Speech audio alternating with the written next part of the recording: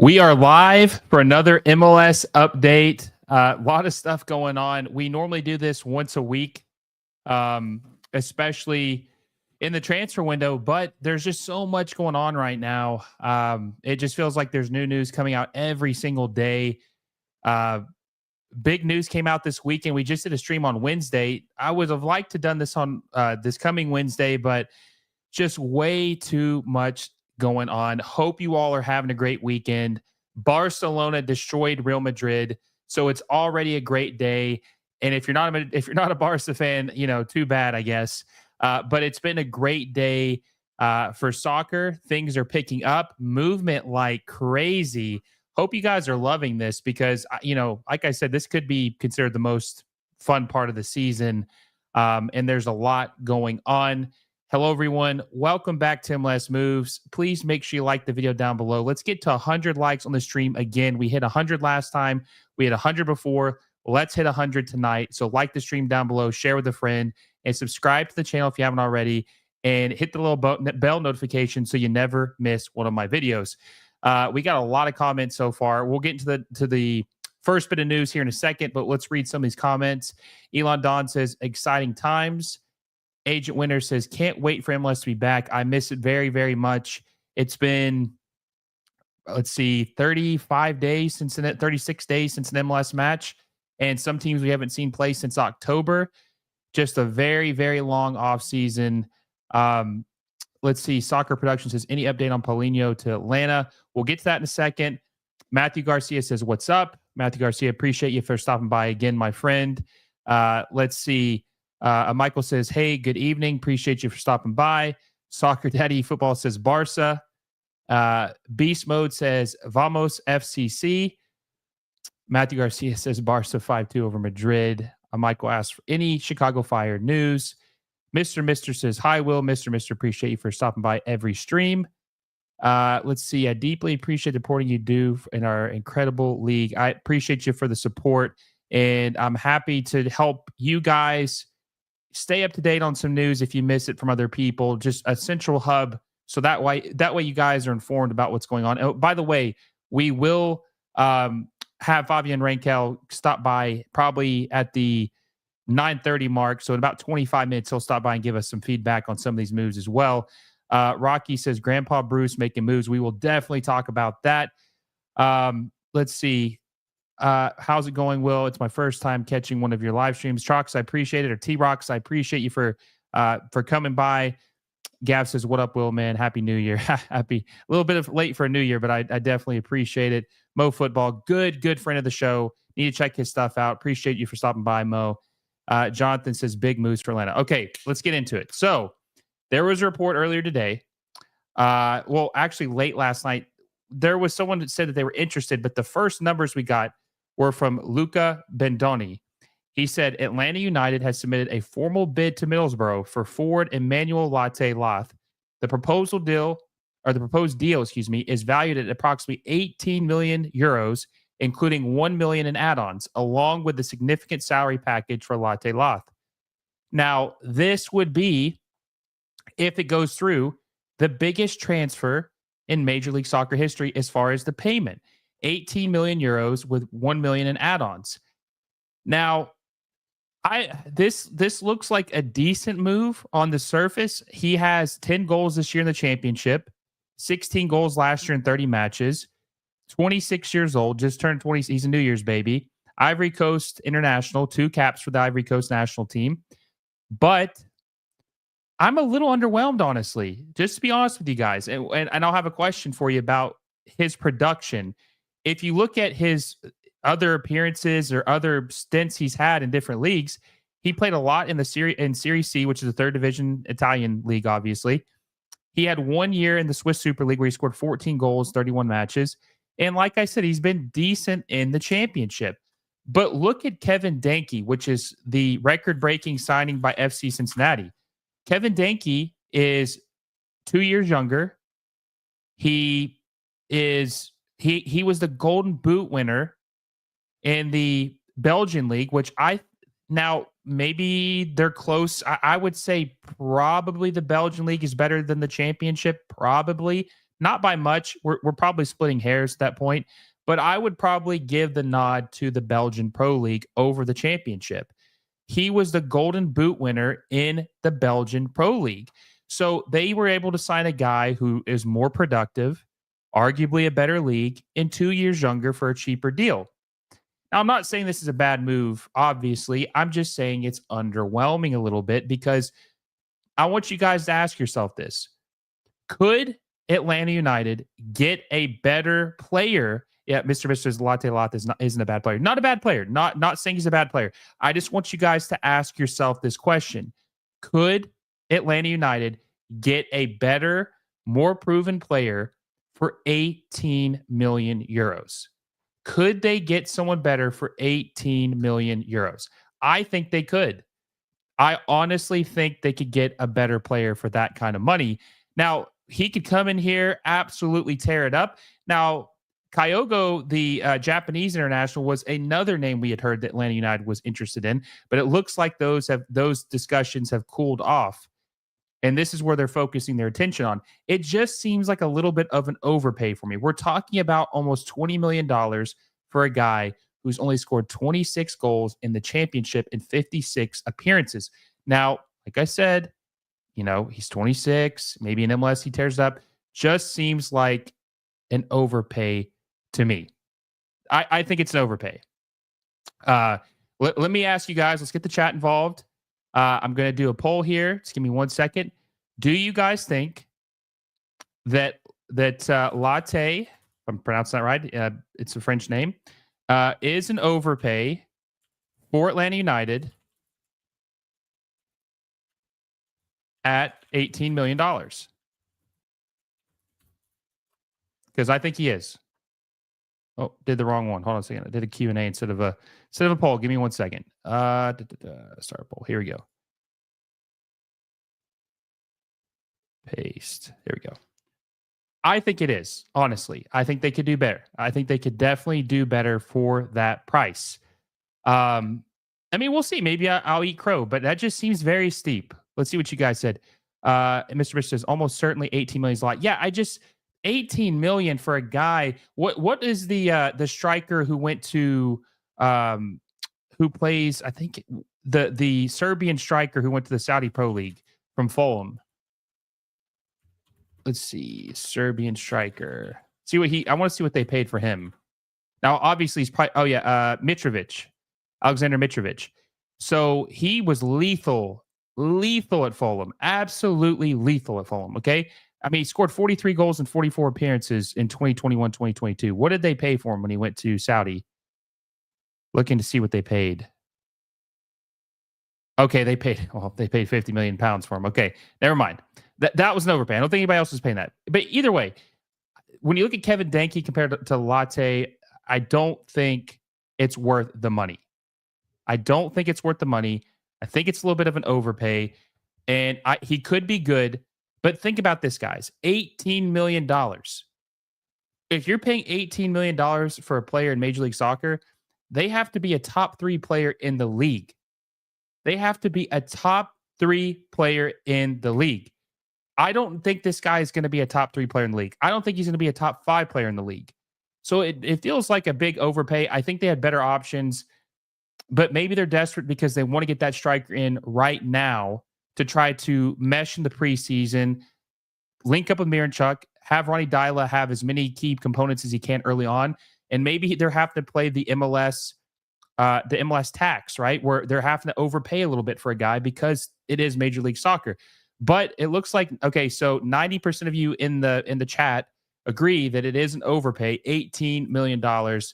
That's crazy. But hey, Austin FC paid $10 million for Brandon Vasquez. So maybe we're starting to see the inflation start really catch up for MLS teams.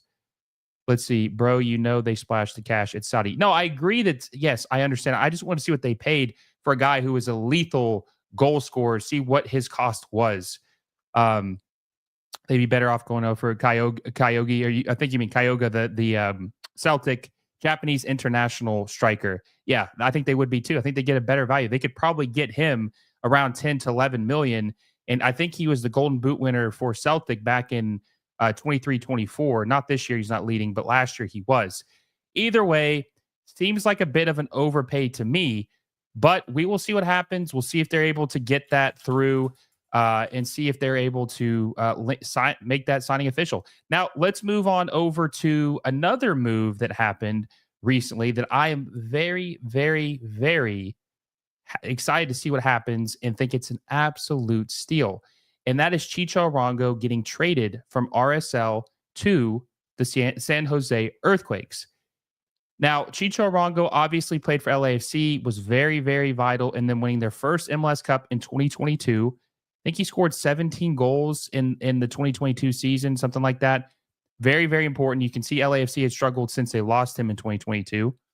Gets moved to Pachuca because they couldn't afford him or he wanted to move on.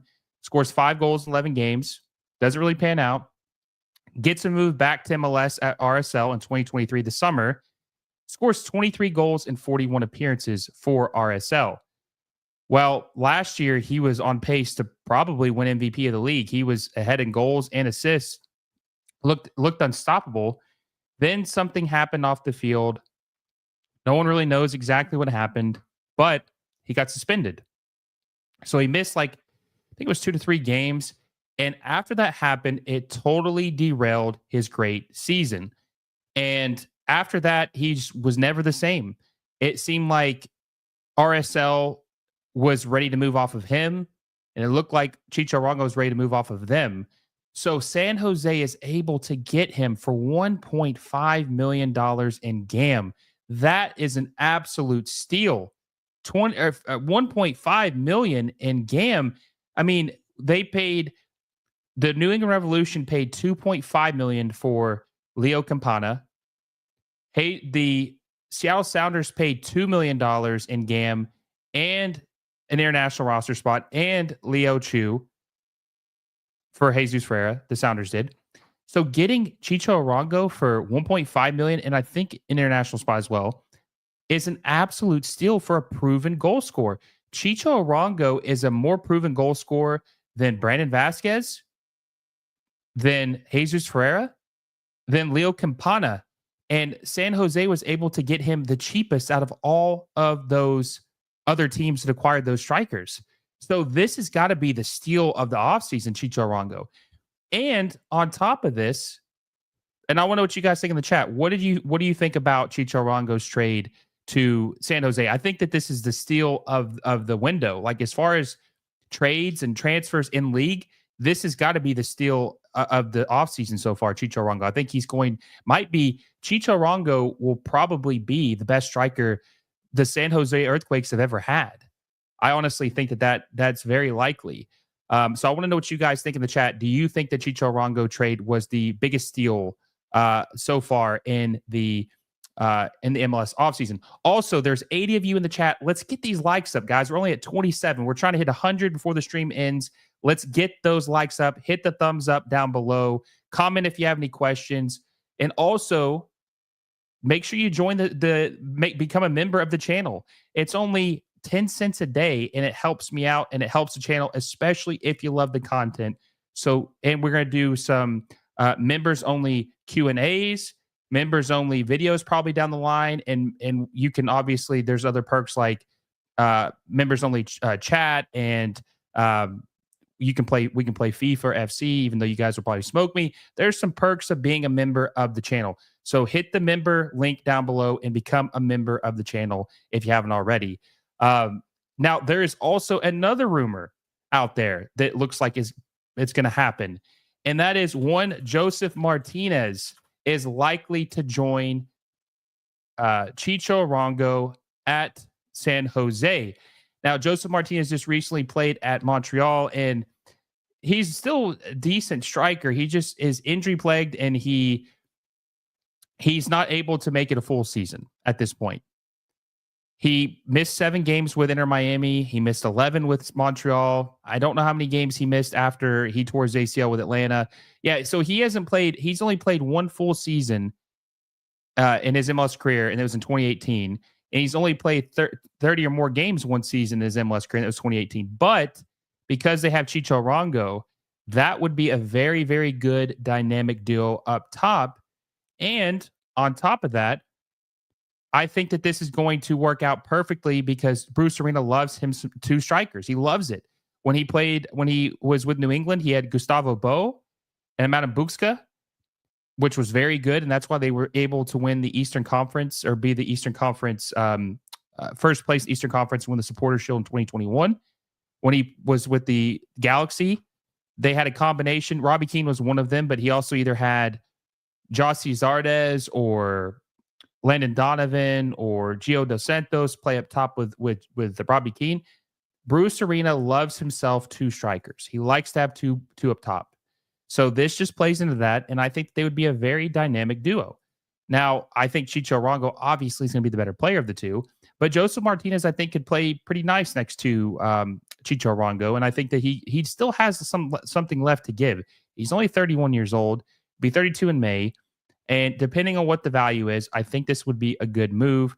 And I think, look, Bruce Arena is cooking. He's cooking right now. 100% cooking. He's a master of the league. He knows what he's doing.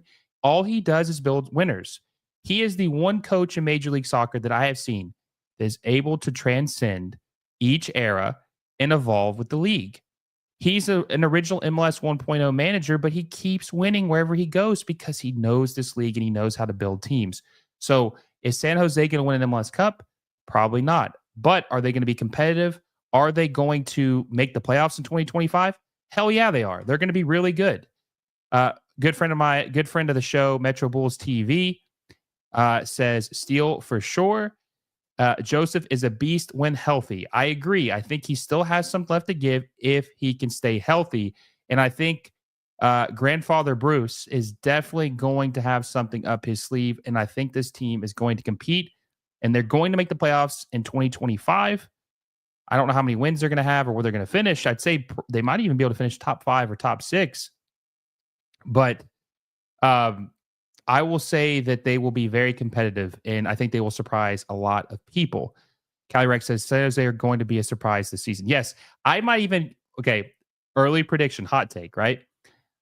I think there's a chance that San Jose in the regular season could finish with the second best record in California. Not in the Western Conference, in California. The 4 teams, keep in mind, LAFC, LA Galaxy, San Diego, San Jose.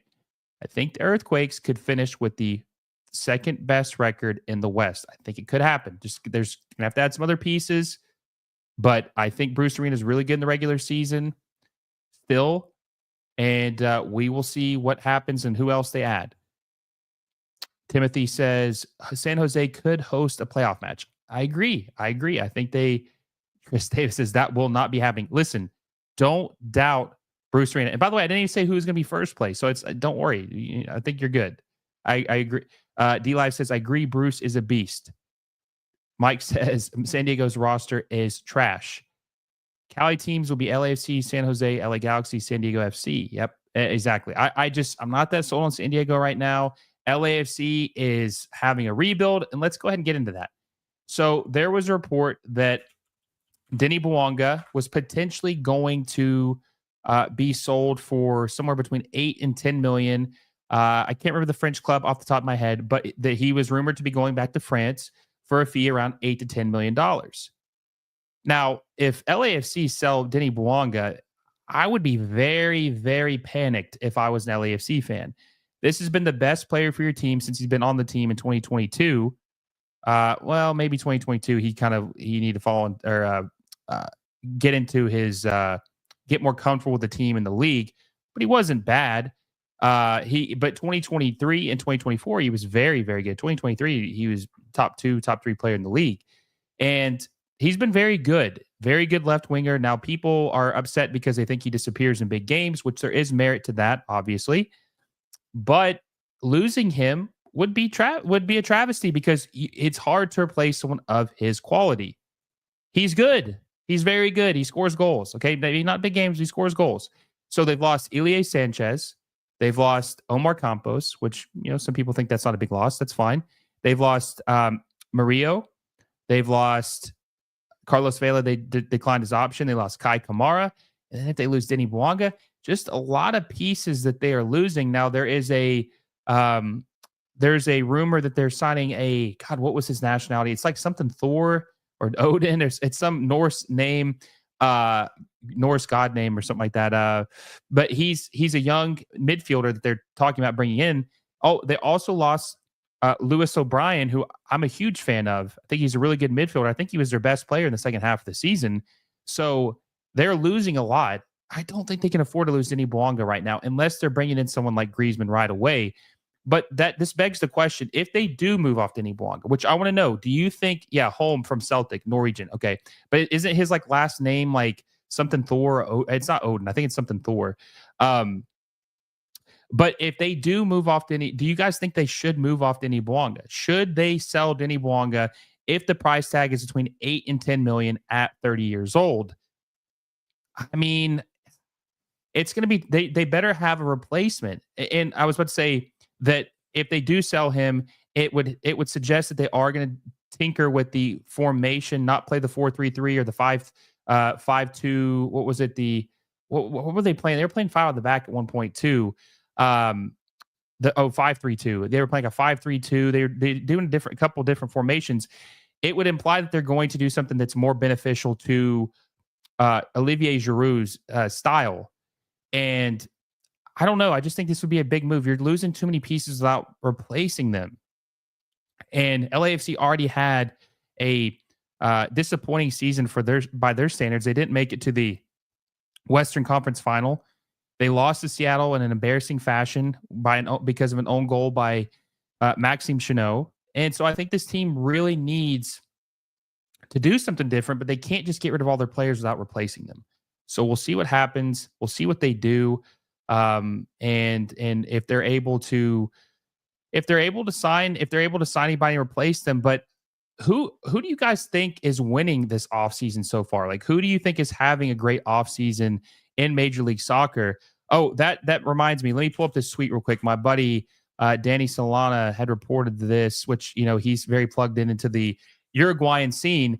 He said Nacional central midfielder Lucas Sanabria will be an LA Galaxy player. The MLS club will pay $7 million for the 21-year-old.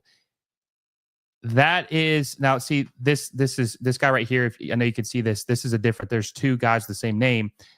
This would be interesting signing. This goes back to the LA Galaxy being proactive.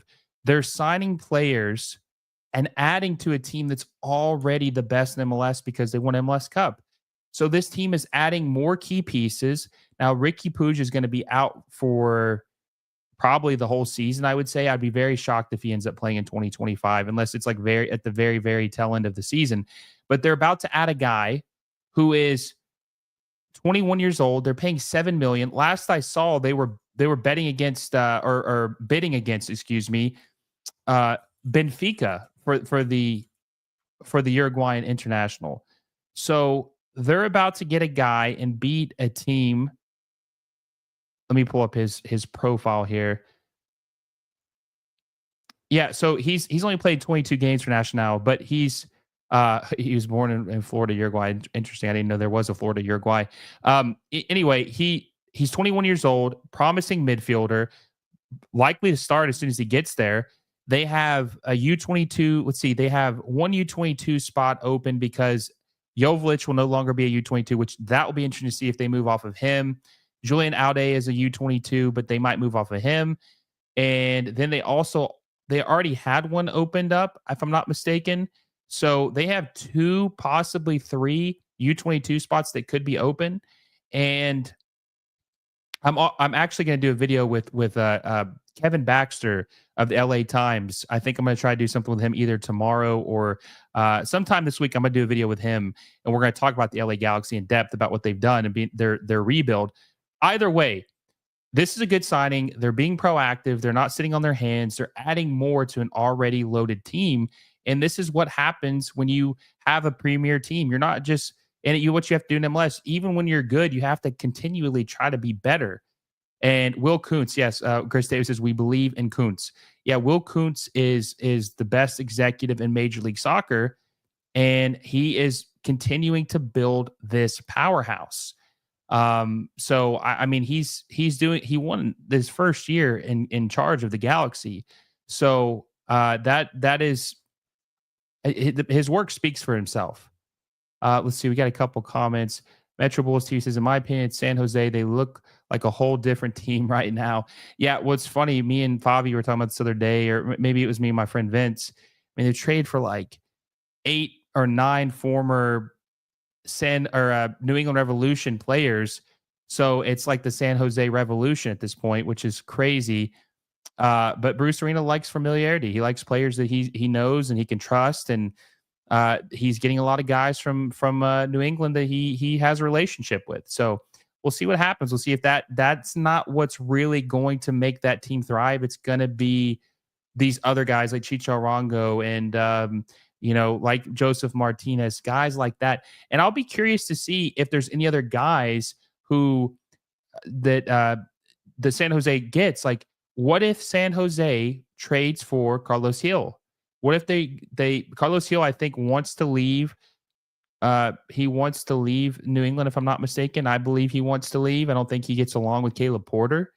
And I think he had a good relationship with Bruce Arena. He won an MVP award under Bruce Arena. What if he wants to leave? What if he wants to join Bruce Arena in San Jose? Warm weather, West Coast. What if they're able to trade for him? I could totally see that happening. Totally see that happening. Matthew Garcia says Orlando news.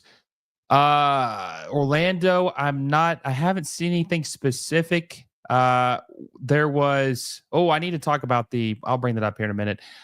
I haven't seen them anything specific. Obviously, they need to replace Facundo Torres, who went to Palmeiras, but I haven't seen anything specific about them recently. And we got my good friend Fabian Rankel. We'll bring him on here. Bobby, what's going on? Hey, what's up, guys? Thank you for having me on. What's up, Will? Always appreciate it. Always appreciate it. We were just talking about, which I saw you in the chat. We were talking about winners of the offseason so far. And I think that the team that's in your backyard has to be up there as far as winners. And man, when you look at the Jesus Ferreira deal, if you look at the Leo Campana, if you look at the Brandon Vasquez, they paid $10 million for him. Yeah. Arango looks like a steal, man. Yeah, honestly, we were the Quakes were in the running for Brandon Vasquez, and honestly, I think they got out better than getting Brandon Vasquez, because $10 million is a crazy overpay for Brandon Vasquez, and I think the team is going to be better than Austin for sure. If Driussi leaves, that's rumored, with him not showing up to camp today, as well as Lucho Costa not showing up, so. It's going to be interesting for sure. But yeah, I think San Jose Earthquakes it was funny. They were a meme a week ago, and now they're looking like the winners of the offseason. So it's definitely going to be fun. But I don't think we saw the last Revs player become a Quakes player and vice versa. So we'll see. Yeah, I just mentioned, I think Carlos Hill, there's a possibility that could happen. I don't think he's happy with New England. I don't think he's happy with Caleb Porter. Don't know what they could do to make that work. I think San Jose... I told you on the phone earlier that I could see them moving off Espinosa. I could see a scenario where they do a swap, Espinosa for Carlos Hill. Yeah, the fans wouldn't be happy because Espinosa is definitely a fan favorite, and he's a legend in San Jose colors. So it'd be tough. That would be a tough one for fans. Those 10 fans wouldn't care, though, man. The 10 fans that watch them wouldn't care. It's the 100 and the 2,000 that are going to be there now. It would be like the Monte Ellis Warriors trade back in the day when they let Steph Curry shine. That's for sure. Yeah, I could see something like that happening. We'll see. We'll see, right? Now, as far as other moves, we talked about this. Okay, I want to get your opinion on this. So the Atlanta United is rumored to be signing Emmanuel Latte. Interesting name, by the way. And they're rumored to be signing him for 18 million euros. Now, he hasn't really had a lot of success. He hasn't had any success in the first division outside the Swiss Super League. He's played a lot of games in Serie C, third division in Italy. He's been in the championship where he's been okay, not bad, not great. Just, 26 goals, 56 matches. Favi, 18 million euros for a dude like that. We talked about this on the phone earlier, bro. If I had 18 million euros, what could I get? What would that buy me in South America? Yeah, no, it's in South America, you can get any player you want. So it's kind of wild to think that we're spending $18 million on a guy that's in the championship. Personally, I think this is crazy, but like how much more for Rashford, right? Like could you go and get a Rashford, right? So and that would be a big draw. I mean, that would be something else that would yeah, it's just crazy. 18 million, it sounds like straight funny money. And almost if you could probably buy anybody in MLS too. You could probably get Cucho Hernandez for something, right? So or a guy in Liga MX. I mean, I don't know. It's just to me, it seems like a massive overpay for a guy who's not even playing first division soccer in the country that he's playing in. So yeah, and 26 years old. Yes, you're getting a guy in your prime. Lagerwey likes that. I mean, he got Lodeiro and Rui Diaz, but I think it's a little different when you're buying a guy from Europe for that amount because there's really no upside in my opinion. I mean, you can't really sell him later for like you were saying earlier. Denny Bwanga is being going to be sold for about 10 million at 30 years old, right? So you're going to take a loss on this no matter what way you look at it, I think. No, I agree. Before we continue, guys, if you haven't already, make sure you like the stream down below. We're at 90 watchers. We're at 44 likes. Let's get to 60, guys. We're so close. I want to hit 100 before we end the stream, but let's get to 60 right now. 16 away. I said in the chat, if it gets to 60, I'll go to every Quakes game. So hey, get this man to every Quakes game. He wants to go see Grandfather Bruce. He wants to go interview Grandfather Bruce. Mo says Josh Sargent, Norwich wanted 20 million for him. And I think St. Louis did offer 20 million for him. But I will say this. First of all, that was a crazy overpay. I would have never paid $20 million for Josh Sargent. He's just not been consistent enough. He's good for Norwich, but he's not worth $20 million. But they were paying a USMNT tax, right? Because he's 27 appearances for the USMNT. People know who he is. They were hoping to get some fan appeal by signing him. And not St. Louis City SC. What am I saying? Cincinnati. St. Louis City definitely would not pay 20 million from FC Cincinnati offered 20 million for Josh Sargent. And they ended up getting Kevin Danke, who's a better player and is younger than Josh Sargent. So, I mean, am I missing something? I mean, the championship's a good league, obviously. It's probably top 10 in the world. It's probably top 8 in the world, top 9 in the world. But, I mean, it's not worth. I don't think they have a plethora of like $20 million strikers. Yeah, I mean, you can get a guy if you really wanted to look at South America. I mean, you can get a guy who plays all the time for Uruguay at River Plate, Nico de la Cruz, for like 15 million, right? So, I mean, he plays all the time for Uruguay. I mean, he's an Ivory Coast guy. I mean, I understand that, but I don't know. I just think you can get a lot better value for your money when you're looking at South America, in my opinion. Or Miguel Borja. I mean, a guy you can get for 5 million and probably would rip up MLS because he's been ripping up the Argentine league for years now. No, I agree. There's more bang for your buck. Mike in Brazil says, would you rather have Sargent or Latte at 20 mil? Probably Latte, honestly, because he scored more goal, or not more goals, but he's more efficient at scoring goals. He's got 26 goals in 56 matches. Josh Sargent has 35 goals in 104 matches. I would take Latte, obviously. That's who I would take. What about you? Yeah, I don't like Sargent as of right now. I think he's kind of like a Jesus Ferreira, to be honest, in terms of talent, at least at the moment, because he's had some crazy injuries. But yeah, I would probably take Latte right now. Yeah, and what other move did we talk about? So Denny Bwanga, we talked about Chicho Arango. Now, there was a rumor about Inter Miami signing this young Venezuelan kid, which a lot of people were pretty high on him. His name is slipping my mind at the moment, but 2.5 million. Now, there's been a couple Venezuelans make their way to the United States in MLS. I think about David Martinez, plays for LAFC, 17-year-old, 18-year-old wonder kid. Looks really good, especially for his age. Now, Inter Miami's trying to get into that, maybe try to get their own version of that. Now, they play a different position here. I got the tweet pulled up by Fabrizio Fabrizio says Inter Miami agreed to deal to sign Velasco is it Segovia? I think it's Yes. Segovia.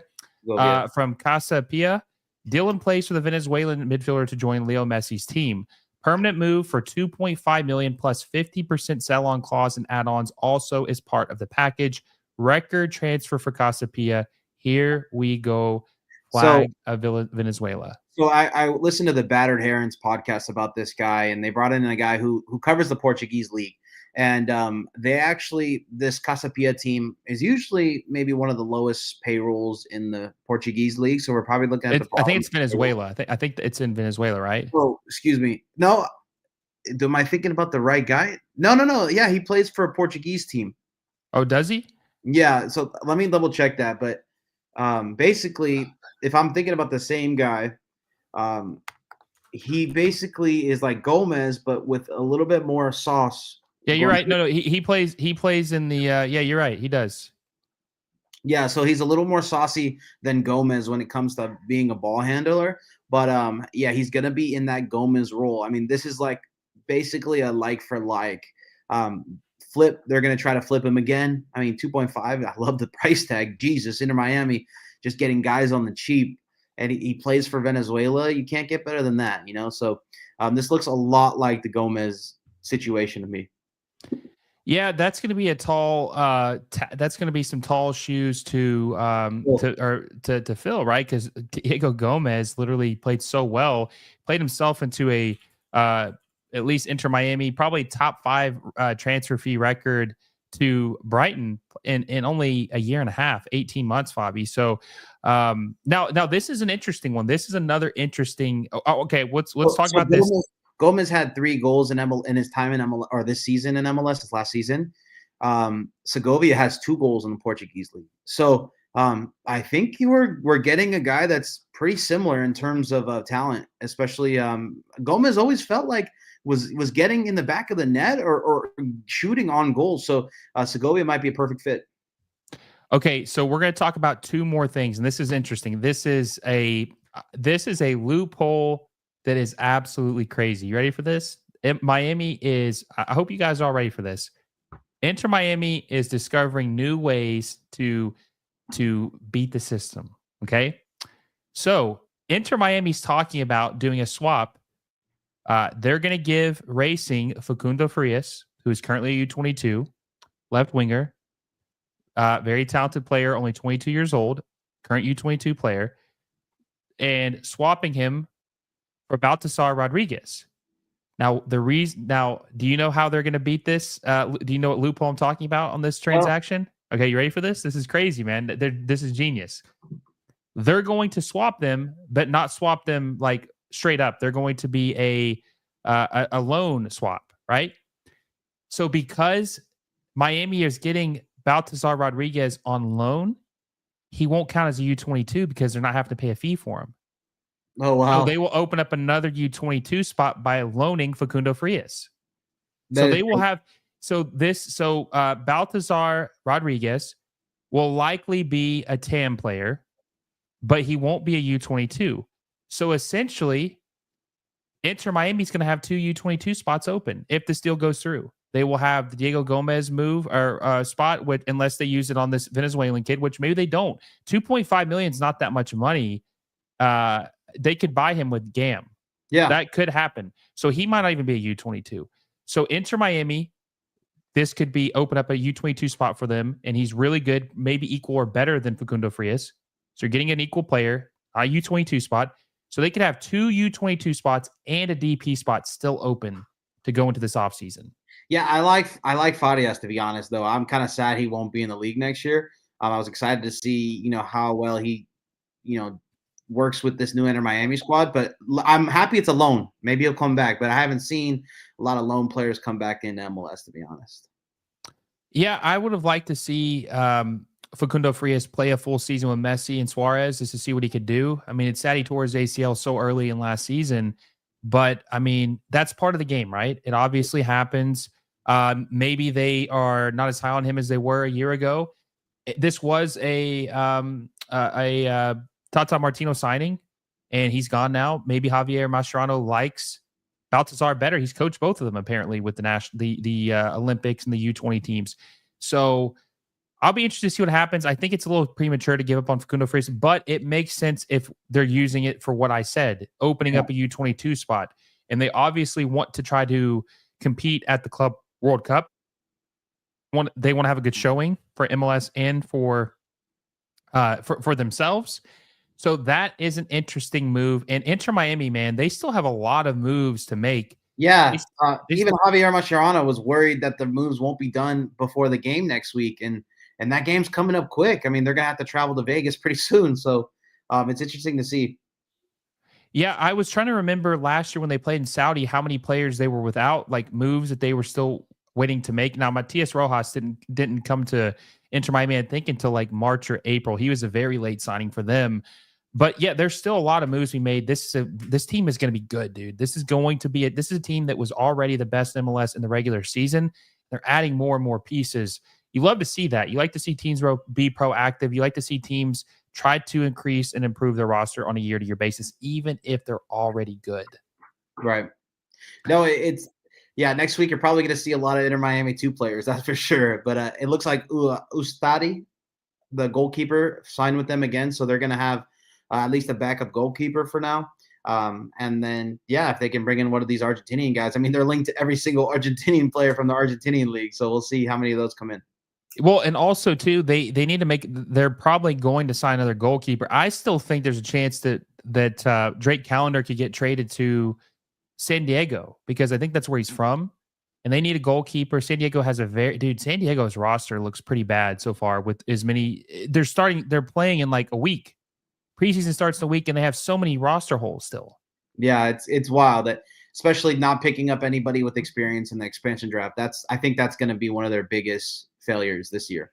Yeah, so I could see them moving off of him. There was the rumors of them signing the the club slips on. Maybe it was Racing as well, or I can't remember which club it was, but Miami was rumored to be signing a goalkeeper from Argentina. It was like 31 years old, a vet.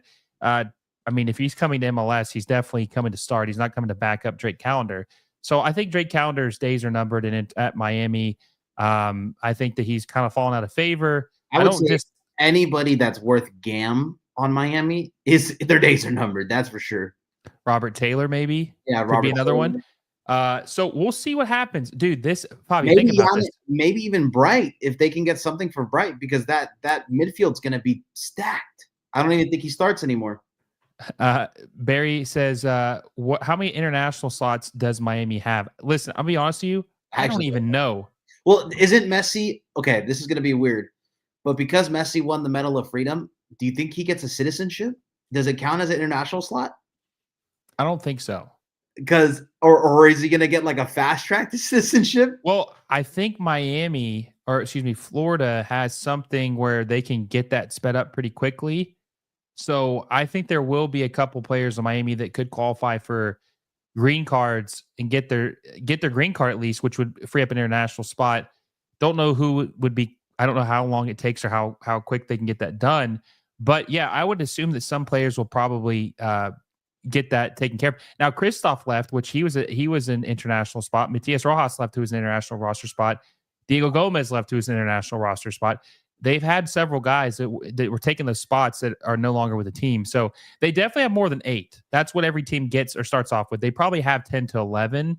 But I don't know how many they have right now. They don't really give us transparency with that. Honestly, I would say Suarez and Messi might become green card holders this year. Just because when you have such high-profile celebrities like that in the soccer world or in any sport, they get them pretty quickly because they want to get them in the ecosystem of being an American, right? So no, I can see those two, happening really, really quickly.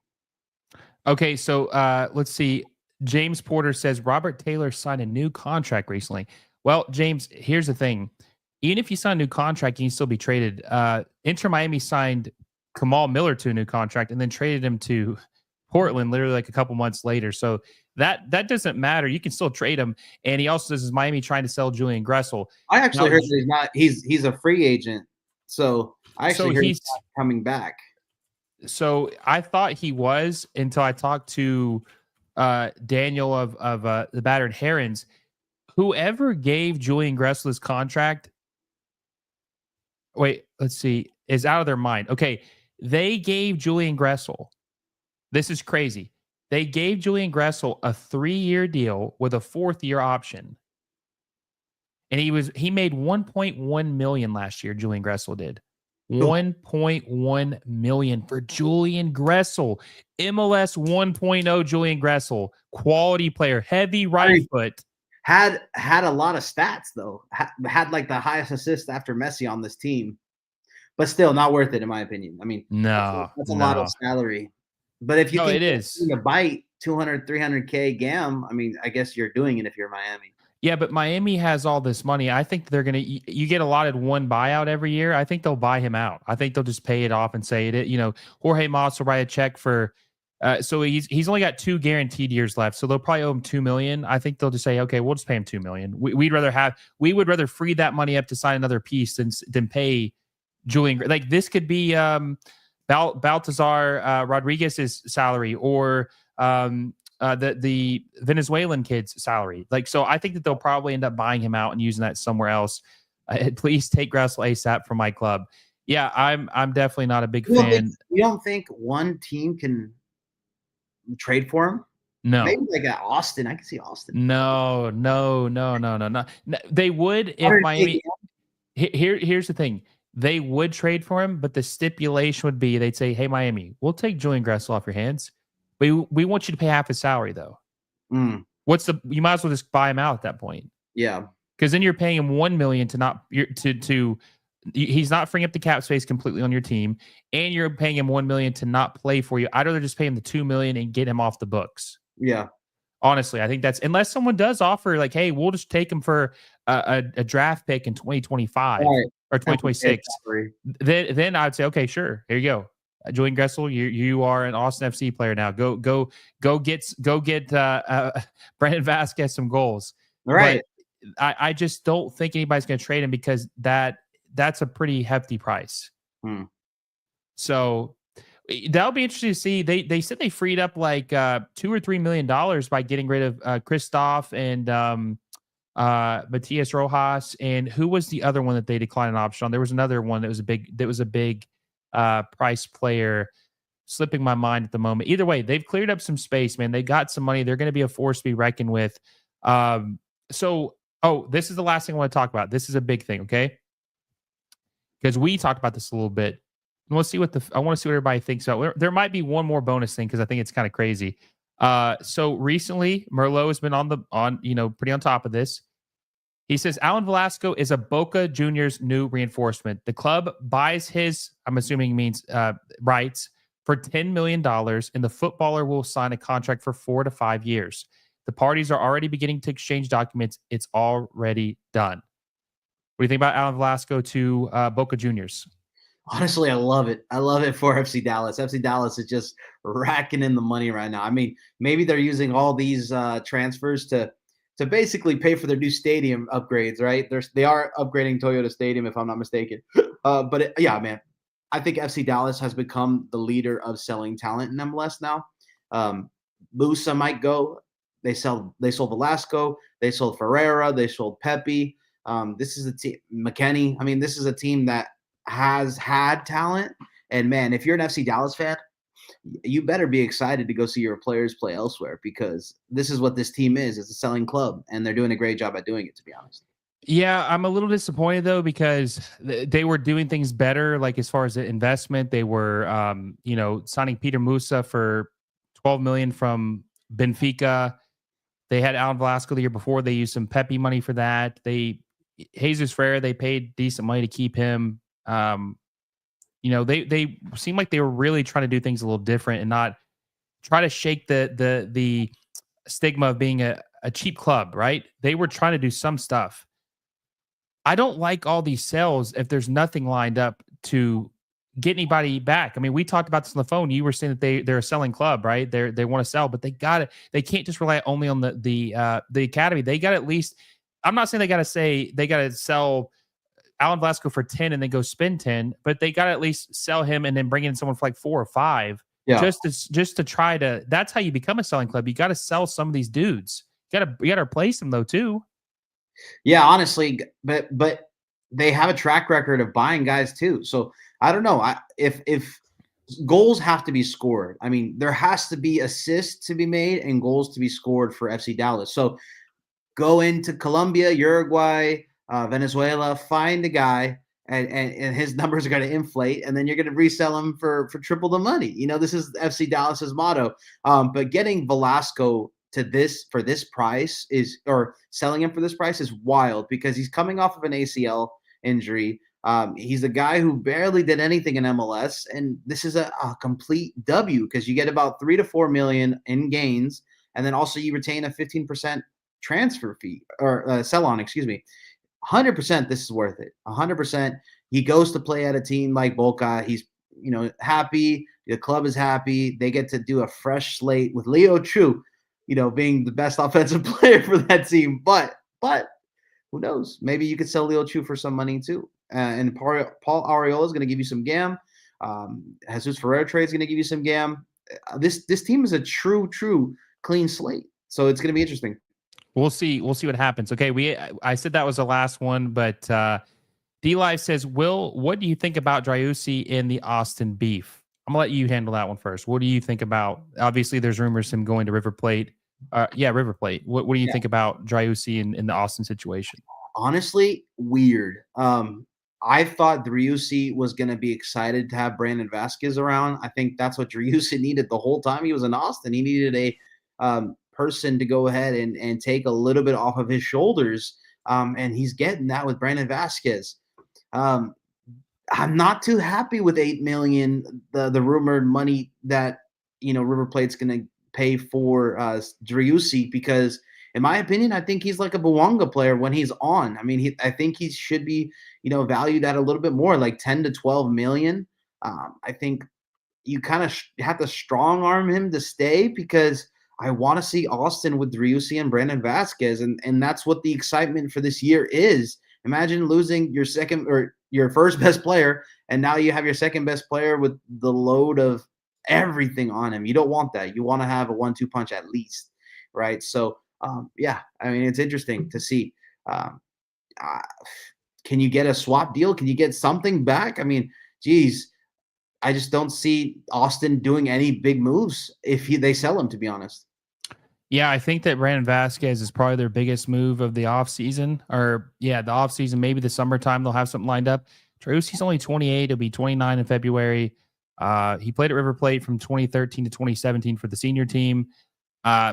Weird move. I think he's going to force his way out, kind of the Lucho Acosta way. But hey, man, if he doesn't want to be here, it might be bad to have him around. So we'll see what happens with that. Looks like it's going to happen. Favi, I appreciate you coming on tonight, man. Another great stream. We might even do another one of these Wednesday if things keep happening. Like I said, the news is just starting to barrel in. There's things are picking up in Major League Soccer. Did you get to 60 likes? Am I going to every Quakes game? Yeah, you did. We got to let's see, we got 63 so far. So you're going to every Quakes game. All right, there you go. Yeah. So we did it. Guys, I appreciate you for coming on tonight. Like the stream if you haven't already.